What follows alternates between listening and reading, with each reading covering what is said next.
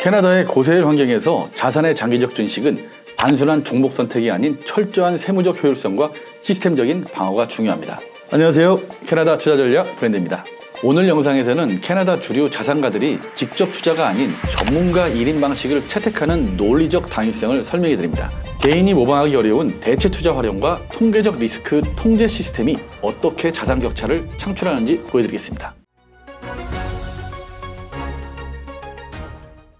캐나다에선 전통적으로 직접 투자보다는 전문가 1인 방식을 사용하는 이유는 무엇입니까? 개인의 잦은 직접 매매는 포트폴리오 회전율을 높여 즉각적인 자본이득세와 거래 비용을 발생시키고 이는 장기 복리 효과를 심각하게 훼손합니다. 따라서 자산가들은 투자 자산의 성장뿐만 아니라 합법적인 세금 이연과 세금 손실 상계 처리 등을 시스템적으로 수행하기 위해서 1인 관리를 택합니다. 즉 세무적 누수로 발생하는 연평균 1~2%의 수익률 저하를 구조적으로 최소화하는 것이 수익률을 쫓는 것보다 통계적으로 유리한 자산 증식 방법으로 평가받기 때문입니다. 또한 캐나다 특유의 높은 한계세율과 직접 투자가 유발하는 세무적 비효율성 때문입니다. 캐나다의 최고 한계세율은 주에 따라서 50%를 상회하며 이는 투자 수익을 방어하는 데 있어 절세가 단순한 수익을 추구하기보다 수학적으로 우위에 있음을 의미합니다.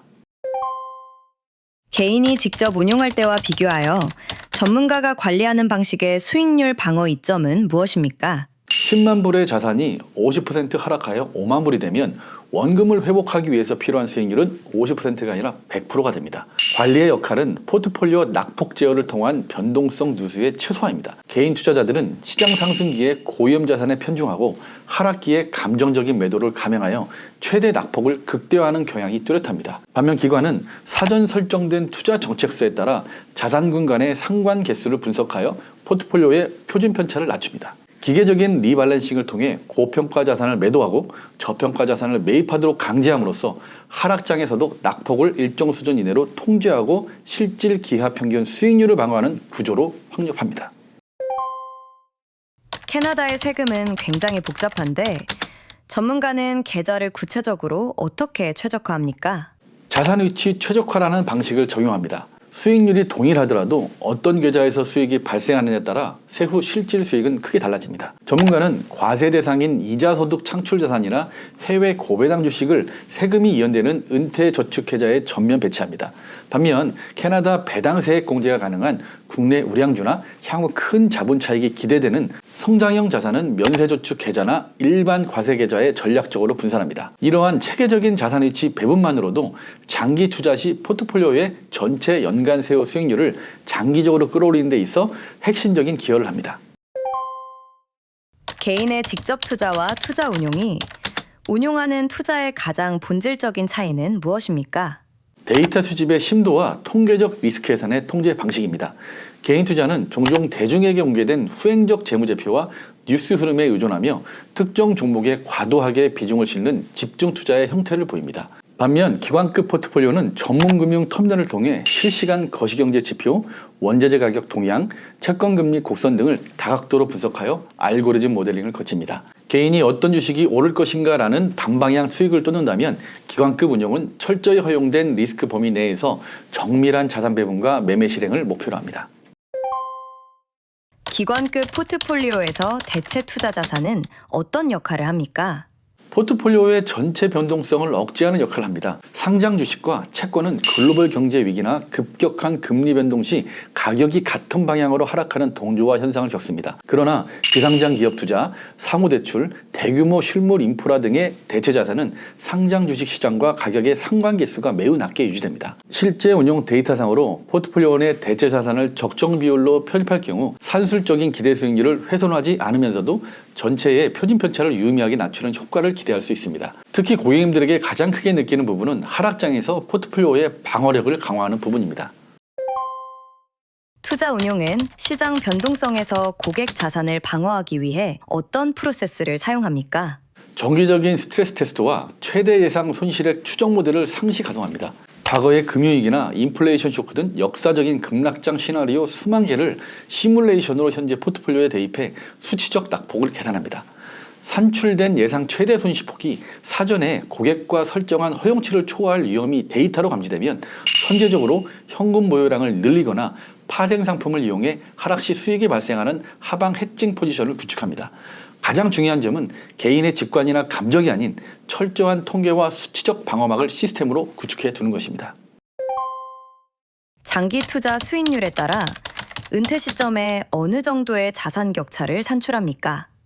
수익률의 미세한 차이가 20년, 30년 뒤 자산의 체급을 기하급수적으로 바꿉니다. 가령 초기 자본 10만 불을 투자하고 매월 1,000불씩 30년간 추가 납입했다고 가정해 보겠습니다.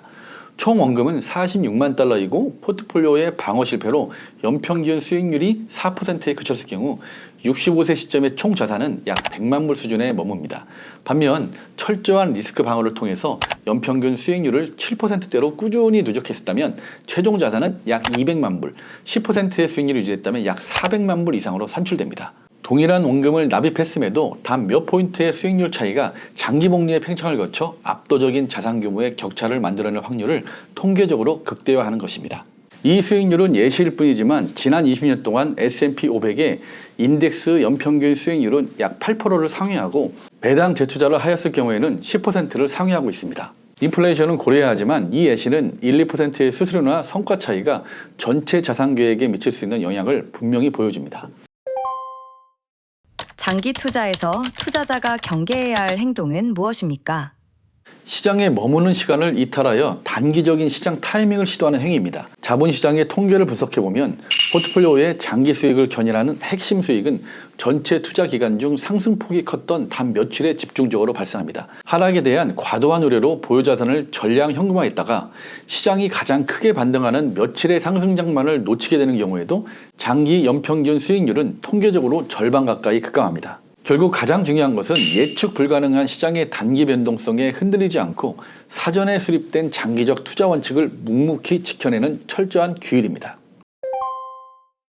65세 은퇴 시점까지 도달하는 과정에서 전문가의 지속적인 대응이 창출하는 가치는 무엇입니까? 수익률 순서 위험의 통제와 세금 손실 수확의 누적 효과입니다. 개인 투자자들은 젊을 때와 은퇴 직전의 투자 비중을 동일하게 가져가다 자산 규모가 가장 커진 은퇴 직전에 큰 폭의 하락장을 맞고 중대한 손실을 입는 경우가 빈번합니다. 전문가는 고객의 연령 증가에 따라 주식 비중을 정밀하게 축소하는 기법을 적용해 이 위험을 논리적으로 통제하고 완화합니다. 결과적으로 원칙에 기반한 전문가의 개입은 단순한 일회성 상품 추천을 넘어 생애 주기에 걸쳐 발생할 수 있는 구조적인 재무 뉴스에 대비하고 고객의 은퇴 자산 가치를 지켜내는 데 목적을 둔 가장 체계적인 통제 시스템으로 볼 수 있습니다. 다음 가이드 영상에서는 나에 맞는 포트폴리오 변화 전략에 대해서 알아보겠습니다. 감사합니다. 캐나다 투자 전략 브랜든이었습니다.